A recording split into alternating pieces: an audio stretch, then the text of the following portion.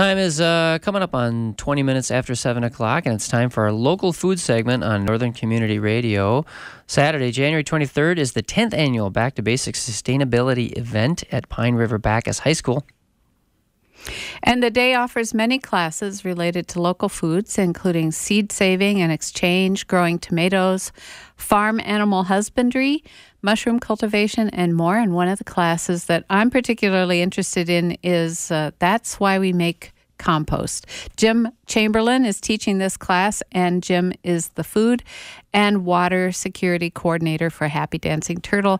Thanks for being with us this morning, Jim. Good morning. Hi. Jim, tell us what the food and water security coordinator does for a living. Well, that's a good question. We have a 2-acre research and demonstration garden on campus, so I help manage that. And then we do a lot of outreach work with different organizations, local watersheds, farm groups, like the Sustainable Farming Association and other agencies, and educational, like the Pine River Backus, do some work with Pine River Backus School, as well as University Extension and Centralized College, different programs around providing healthy food, clean water. It sounds like you do a lot of coordination with other groups in your job. Yeah. That's how that's a lot of the effort, is to try to be a catalyst for, to get projects going as part of the larger community. And what, we talk about Happy Dancing Turtle a lot. What is Happy Dancing Turtle? We're a nonprofit organization that we look for environmental and economically viable solutions to some of the environmental problems that we face. We have a 60-acre campus where they've done a lot of research on passive solar building construction and all kinds of different things around sustainability. One of the things that caught my attention, you do every year this Back to the Basics event. And it's 10 years. Congratulations on that. That's a long time running for at something like this.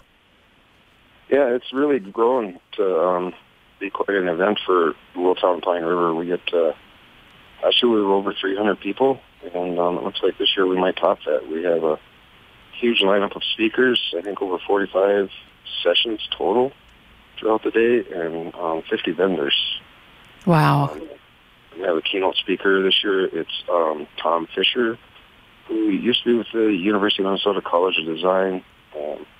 We did a lot of work on rural design, and I think now he's with the Minnesota Institute for Metropolitan Design, I think it is. So he's going to be our keynote. So do you have any spaces left for some of your classes? Yeah, there's still room. We're still taking registrations. I guess I don't know exactly when the deadline is. I should know that, but I don't. Well, just a caution to our listener that sooner is better, because I believe we tried to sign up for 1 or 2 last year and didn't even make it in.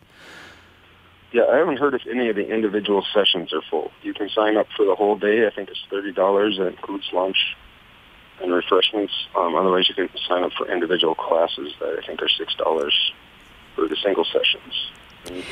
Well, the description of your class at the Back to the Basics workshop says, compost is the key to a healthy garden. Explore the basics of making compost and building balanced, healthy soil.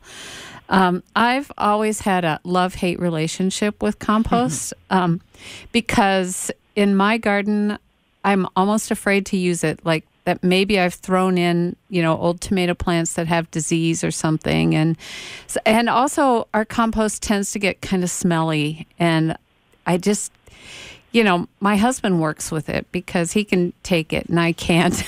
But so how do you start? What's the deal with compost?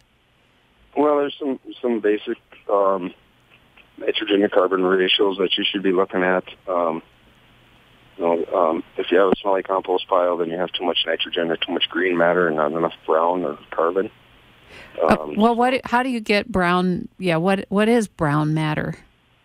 Well, the brown portion is anything that's cellulose-based, so like straw or leaves, anything like that. That tends to soak up that nitrogen, and then it's kind of like I said, the nitrogen is green and the carbon is brown. So if it's a brown material, then it's probably carbon-based. Wood chips, things like that. Is there a ratio that's good between those two? They look at a 30-to-1 ratio. And that's the amount of nitrogen to carbon, so that it's not necessarily a 30 parts of green matter to carbon, but you're looking at that nitrogen to carbon balance. And it's, making compost is as much an art as a science. So I don't think it's something you need to be afraid of. And the trick is trying to get that good, healthy biological action. And I've learned a few different methods over the years of how to make it on our farm and at work. Both we use a skid steer to turn our compost piles, but we have we make quite a bit of compost. But there's some other methods that can be done by hand and are less labor intensive. Yeah, our challenge at our house is turning it over and aerating it. I seem to have enough of it, and I've kind of have sort of a little pallet set up next to maybe a black plastic finishing one, but that pallet area sure gathers a whole lot, and I have to really manhandle it to get anything going. Yeah, it can be a lot of work, and if you get the size right, and Elliot Coleman in one of his books, The New Organic Gardener, has a method where he uses straw bales to build a compost pile, and you don't actually have to turn it. Oh. I've used that quite a few times, and it works pretty good. How does that work? You build the walls out of straw bales, and then you have to be kind of meticulous on how you build your pile to get the carbon and nitrogen ratio balanced. But the straw kind of holds the heat in there and lets it breathe. And then, and then it's linear, so you can just keep adding to one end as you're taking from the other. When you build the compost piles at your place, I imagine you're using farm products like manure and plants from your farm. Is it okay to put kitchen waste in a compost too? Yeah, we use we use a lot of kitchen scraps. A lot of those go to our vermicompost, our lawn composting too. But kitchen scraps tend to be real high in nitrogen, so then you have to have that carbon to balance it out. We always keep a few bales of straw around to throw on top if we start to get a lot of that food scrap in there. Yeah. We are talking to Jim Chamberlin. He's teaching the class, That's Why We Make Compost. And when I talked to you yesterday, you told me that phrase has a lot of meaning to you. Yeah, I don't know if I should tell the story or make people come to the class, but okay. One of my mentors is Dr. Elaine Ingham. She wrote the book, The Soil Biology Primer, years ago, and I had the opportunity to meet her. And she explained that if you have a good, balanced, healthy soil, it takes a lot of that nutrient imbalance and just balances out your soil, so you don't have to worry about a lot of those issues. And you can do that through building compost and then following some of the basic soil health principles of reduced tillage and crop diversity and keeping living roots in the ground and using cover crops, different things like that to help build soil health.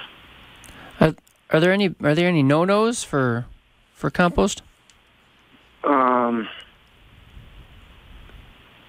Well, I guess that depends on who you talk to. I guess we do some meat scrap composting. So we even use some meat in our compost, especially our vermicompost. We put some of our meat scraps in there. And a lot of people say you shouldn't put diseased plants in there. I personally don't worry about it. Some of the other people at work think it's a bigger issue. If you get that compost heated good and let it get good and finished before you use it, I don't know that it's a lot of. I haven't had a lot of issues with it, I don't think. also do a lot with compost teas. So taking that compost and then brewing it in water in a highly aerobic situation that increases those beneficial microbes. The science behind soil biology is growing in leaps and bounds. It's really an exciting time for that. Some of the interactions between microbes and how they provide nutrients to the plants is really starting to be understood. The mycorrhizae fungi and some of those different interactions that happen in the soil and how that promotes plant growth and healthy plants. It's pretty cool. A lot of the old straw sort of strewn with chicken poop comes out of my coop and gets into my compost bin. Is that okay? That's perfect. Yep. Like I was saying earlier, if it gets to the point where it starts smelling, then you don't have enough carbon in there, and you need to add more of that straw or more of those wood chips because your chicken manure is going to be really high in nitrogen, which is a great source of fertilizer for your garden. But if you're composting it, you need to make sure that has enough carbon to balance that out, and your pile doesn't go anaerobic. Jim, that whole idea of what's happening in the soil with the interaction of plants with the soil and exactly what's happening down there is big news and kind of a new area of study, like you said.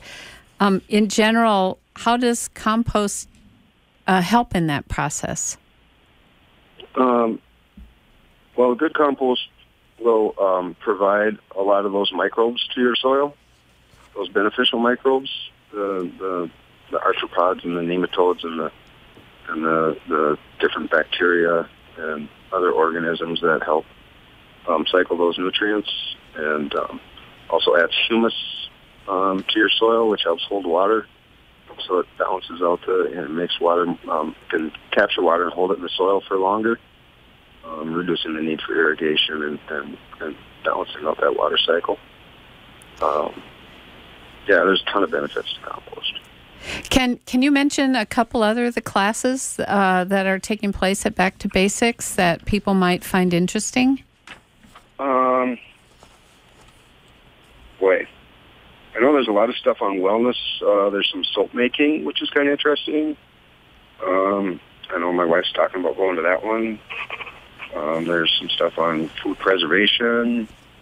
And then there's a lot of different stuff just on wellness and healthy eating and